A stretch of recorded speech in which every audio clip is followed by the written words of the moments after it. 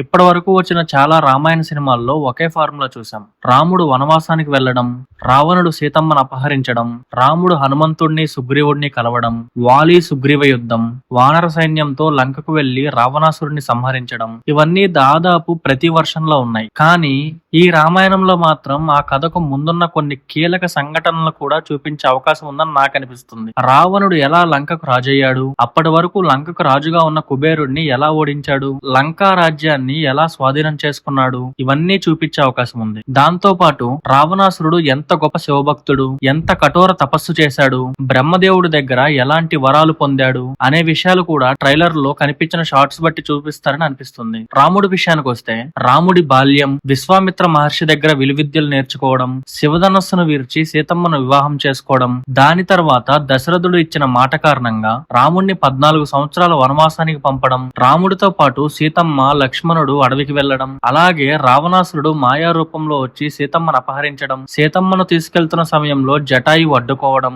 రావణుడితో వీరోచితంగా యుద్ధం చేయడం, తీవ్రంగా గాయపడిన జటాయువు చివరి శ్వాసలో రాముడికి సీతమ్మను రావణుడు తీసుకెళ్లాడు అని చెప్పడం, ఆ విషయం తెలుసుకున్న రాముడు ఎలాగైనా రావణాసురుడిని సంహరించి సీతమ్మను తిరిగి వస్తాను అని ప్రతిజ్ఞ చేయడంతో పార్ట్ 1 ముగిసే అవకాశం ఉందని నాకు అనిపిస్తుంది. ఇప్పుడు మీరు ఒక విషయాన్ని గమనించండి. ట్రైలర్ లో కుంభకర్ణుడితో యుద్ధానికి సంబంధించిన విజువల్స్ చూపించారు, కానీ హనుమంతుడిని మాత్రం అస్సలు రివీల్ చేయలేదు. సాధారణంగా రాముడు కుంభకర్ణుడితో యుద్ధం చేసే సమయానికి అప్పటికే హనుమంతుడితో కలుస్తాడు, సుగ్రీవుడితో స్నేహం చేస్తాడు, వానర సైన్యం సిద్ధమవుతుంది, సముద్రంపై సేతు నిర్మాణం కూడా జరుగుతుంది. కాబట్టి ట్రైలర్ లో కుంభకర్ణుడి షాట్స్ ఉండడం, హనుమంతుడిని మాత్రం దాచిపెట్టడం చూస్తే హనుమంతుడి ఎంట్రీ, సుగ్రీవుడితో స్నేహం, వాలివద, సముద్ర లంఘనం, అశోకవనంలో సీతమ్మను కలవడం వంటి భారీ ఎపిసోడ్స్ ను సర్ప్రైజ్ గా ఉంచి ఉండొచ్చు, లేదా అవి సెకండ్ పార్ట్ లో ప్రధాన ఆకర్షణగా ఉండేలా ప్లాన్ చేసి ఉండొచ్చు. అందుకే హనుమంతుడిని ట్రైలర్ లో రివీల్ చేయలేదేమో అనేది నాకు అనిపించింది. మీకేమనిపిస్తుంది?